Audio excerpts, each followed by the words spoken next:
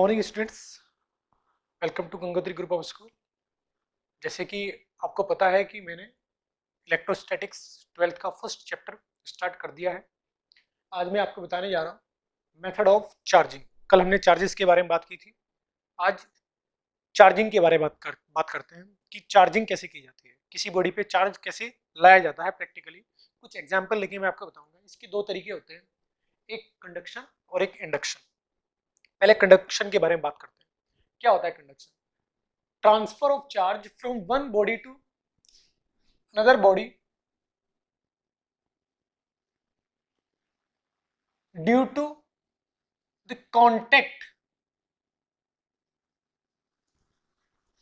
Between them. जब हम किसी एक बॉडी को दूसरी बॉडी के साथ कांटेक्ट में लाते हैं तो यदि चार्ज ट्रांसफर हो जाता है तो इस वाले मेथड को हम charge transfer due to conduction कहते हैं। आई बात समझ में? इसके लिए एग्जाम्पल क्या है? इसके लिए फर्स्ट एग्जाम्पल जो मेरे दिमाग में आता है कि जब हम कभी ड्राई हेयर में कॉम्ब करते हैं, अगर बाल सूखे हैं तो यदि हम उनमें कॉम्ब करते हैं तो आपने ये देखा होगा कि कॉम्ब की ओर बाल अट्रैक्ट होते हैं। क्लियर? कॉम्ब की ओर बाल अट्रैक्ट होते हैं। इस दौरान क्या होता है कि जब हम कॉम्ब को बाल के साथ रब करते हैं, यानी बाल सही करते हैं, बाल बनाते हैं, जब हम कॉम्ब से बाल को सही करते हैं तो उस दौरान चार्ज ट्रांसफर होता है कॉम्ब टू बाल में। बाल का जो मटेरियल है उसमें चार्ज ट्रांसफर होता है, जिसकी वजह से एक बॉडी पॉजिटिवली चार्ज और दूसरी बॉडी निगेटिवली चार्ज हो जाती है और वो एक दूसरे को अट्रैक्ट करती है। तो एक एग्जांपल मेरे समझ में यहाँ ये आता है, rubbing of comb with dry hair. First point. Second point, when we rub a rod of ebonite on the skin of cat, then there will be the same phenomena of attraction. There will be attraction between that rod and the skin of the cat. यदि मैं एक ebonite की छड़ को बिल्ली जो होता है, कैट जो होता है, उसकी स्किन के साथ रब करता हूं, समझे ना? एक स्पेशल टाइप का कैनवास भी आप यूज कर सकते हो। कैनवास पे भी अगर मैं स्पेशल टाइप के कैनवास पर अगर मैं एबोनाइट की छड़ को रब करता हूं तो एक पॉजिटिवली चार्ज हो जाएगा, यानी एबोनाइट की छड़ हो सकता है पॉजिटिवली चार्ज हो जाए और दूसरे वाला जो बॉडी है, कंपोनेंट है, वो निगेटिवली चार्ज हो जाए। तो उनके बीच भी चार्ज का ट्रांसफर होता है ड्यू टू दिस रबिंग। इन दोनों ही एग्जाम्पल में आप दोनों डिफरेंट बॉडी को कॉन्टेक्ट में ला रहे हो, जिससे कि चार्ज का ट्रांसफर होता है एक बॉडी से दूसरी बॉडी में। और कहां से कहां चार्ज आएगा ये नेचर पे डिपेंड करता है। किसके नेचर पे? वो पदार्थ क्या है जिसको आप कांटेक्ट में ला रहे हो। तो दूसरा एग्जांपल यहां समझ में आता है, rubbing of rod of ebonite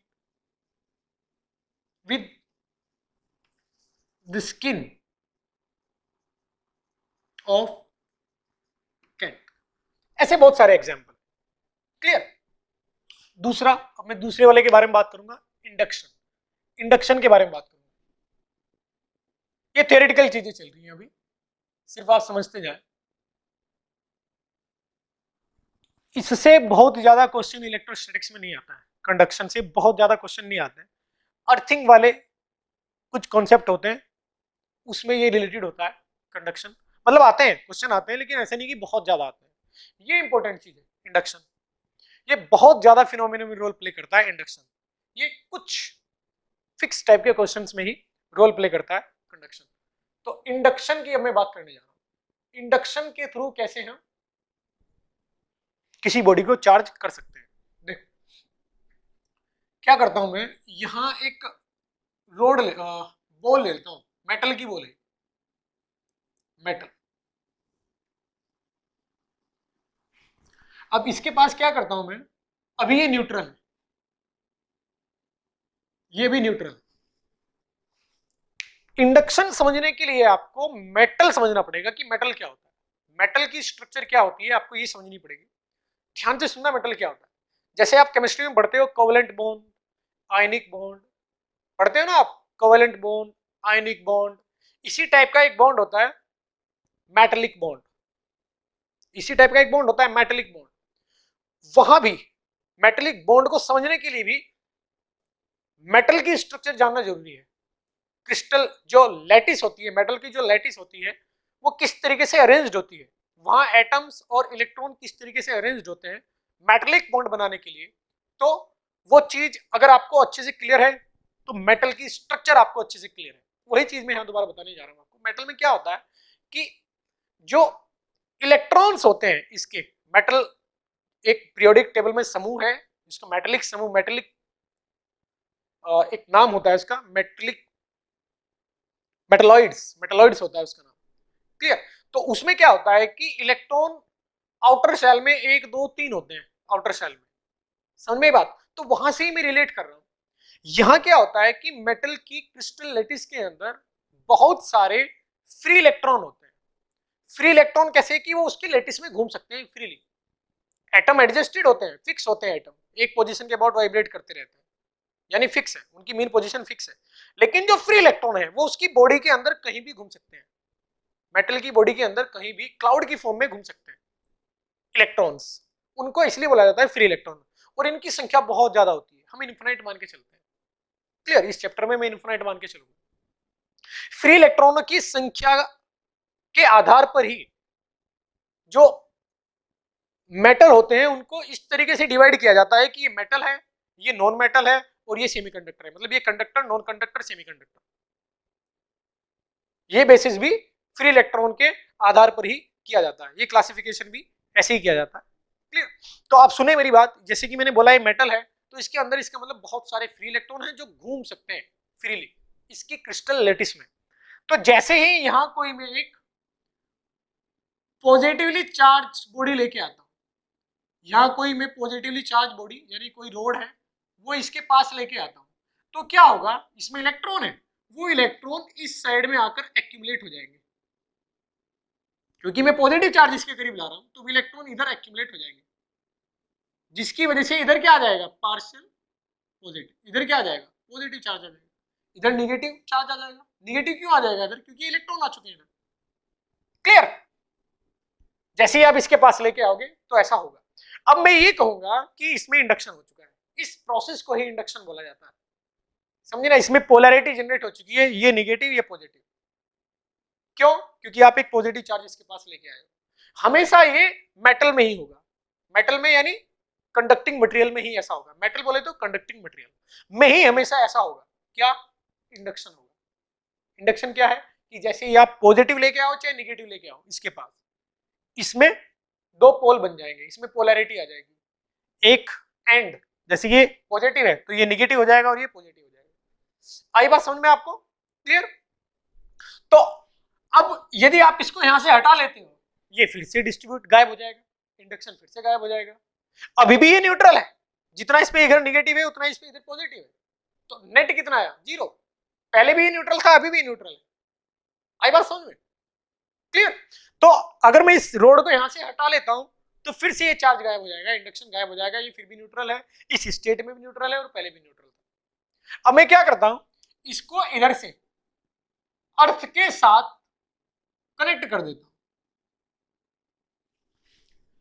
अर्थ एक ऐसे इंस्ट्रूमेंट की तरह बिहेव करता है कि वो कभी भी जिसके साथ भी उसको जोड़ा जाएगा उसका चार्ज अपने पास ले लेगा।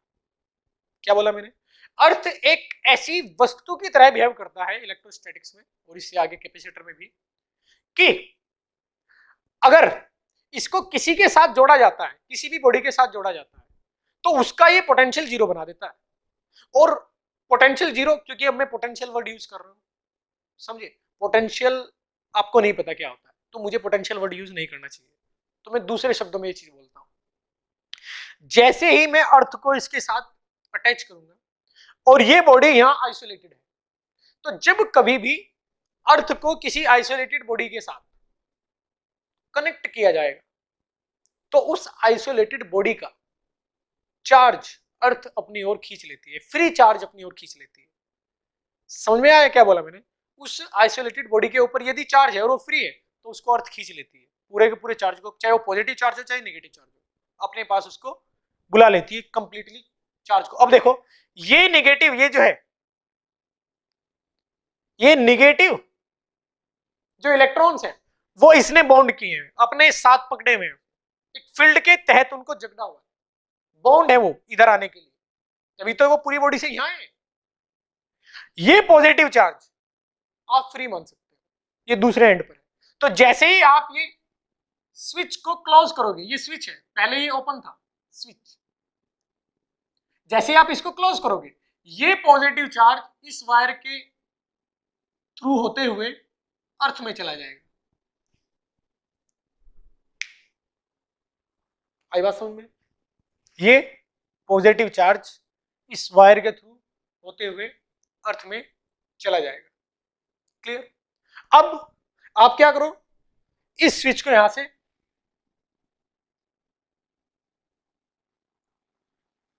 हटा देते हैं, मतलब ये स्विच ओपन कर देते हैं। मैंने स्विच को यहां से ओपन कर दिया। अब ये पॉजिटिव चार्ज आपको यहां नहीं दिखाई देगा, यहां ये पॉजिटिव चार्ज नहीं दिखाई देगा आपको। क्लियर? अब ये रोड में यहां से पीछे लेके चला जाता हूं, रोड हटा देता हूं, तो ये नेगेटिव चार्ज अब यूनिफॉर्मली इसके ऊपर फैल जाएगा ऐसे। तो पहले ये क्या था, पहले ये क्या था, न्यूट्रल, अब ये क्या है, निगेटिवली चार्ज्ड। क्या है ये, निगेटिवली चार्ज्ड। कैसे हुआ ये निगेटिवली चार्ज्ड? अब इस प्रक्रिया को हम समझते हैं। देखो वो स्टेट याद करो कि जब ये रोड यहां थी, पॉजिटिव चार्ज यहां था, इलेक्ट्रॉन्स यहां एक्यूमुलेटेड थे और यहां पॉजिटिव चार्ज था, और मैंने जैसे ही इसको कनेक्ट किया तो ये पॉजिटिव जो चार्ज है, मैंने बोला कि इस वायर के थ्रू किस में चला जाएगा, अर्थ में चला जाएगा। पॉजिटिव चार्ज कभी ट्रांसफर नहीं होता है, ध्यान से सुनना। पॉजिटिव चार्ज किस पे होता है, प्रोटॉन पे, और प्रोटॉन मैंने बोला था आपको, प्रोटॉन कभी भी ट्रांसफर नहीं होते हैं एक बॉडी से दूसरी बॉडी में, वो बहुत मुश्किल चीज है। तो ये पॉजिटिव चार्ज इस वायर के थ्रू अर्थ में जाने का मतलब क्या है, उसका मतलब है कि यहां अर्थ से इलेक्ट्रॉन आए वायर के थ्रू, और वो यहां इतने आए जितना ये पॉजिटिव चार्ज था, जिससे कि अब ये पॉजिटिव चार्ज यहां से गायब हो गया। जितना भी पॉजिटिव चार्ज था उतना ही अर्थ से नेगेटिव चार्ज वायर के थ्रू आया, जिससे कि अब यहां कुछ भी नहीं दिखाई देगा। रियलिटी में ये हुआ है, जिसको मैं पहले क्या बोल रहा था कि पॉजिटिव चार्ज वायर के थ्रू अर्थ में चला गया। हुआ क्या है कि इलेक्ट्रॉन आए हैं उस पॉजिटिव चार्ज को गायब करने के लिए। बात एक ही है, आपको रियलिटी समझ में आनी चाहिए कि इलेक्ट्रॉन आए हैं अर्थ से वायर के थ्रू उस पॉजिटिव चार्ज को गायब करने के लिए। तो देखो अब इलेक्ट्रॉन आए हैं इसके पास, बॉडी के पास, इसलिए मैं क्या करता हूं कि यदि अब यहां से रोड हटा ली जाए और ये कनेक्शन भी हटा लिया जाए, ये रोड हटा ली जाती है, यहां से कनेक्शन हटा लिए जाते हैं, पहले कनेक्शन हटाने हैं, ध्यान रखना, पहले कनेक्शन हटाने हैं, पहले ये स्विच ऑन करना है, फिर रोड हटानी है। ऐसा नहीं है कि पहले रोड हटाइए और फिर स्विच ऑन कर रहे हो आप, फिर से न्यूट्रल हो जाएगी बॉडी, ये निगेटिव चार्ज भी चला जाएगा अर्थ में। समझ में आई बात क्या बोला मैंने? तो पहले आप क्या करोगे, स्विच ओपन करोगे, फिर रोड हटाओगे, तो फिर यहां क्या रहेगा,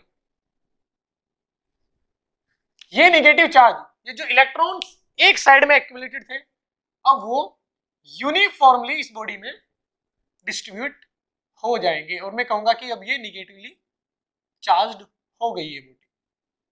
तो ये तरीका होगा निगेटिवली चार्ज करने का। सेम इसी तरीके से आप इसको पॉजिटिवली चार्ज भी कर सकते हो। क्लियर? मैं एक नेगेटिव रोड लेके आता हूं जिससे कि यहाँ पॉजिटिव आ जाएगा, यहाँ इलेक्ट्रॉन का एक्यूमुलेशन हो जाएगा, फिर उस वाले एंड को मैं अर्थ से कनेक्ट कर देता हूँ, वो इलेक्ट्रॉन अर्थ में चले जाएंगे। क्लियर? अब मैं वहां से स्विच ओपन कर दूंगा, रोड पीछे हटा लूंगा, पॉजिटिवली चार्ज हो जाएगी बॉडी। तो ये तरीके हैं इंडक्शन के थ्रू और कंडक्शन के थ्रू किसी बॉडी को चार्ज करने के। क्लियर?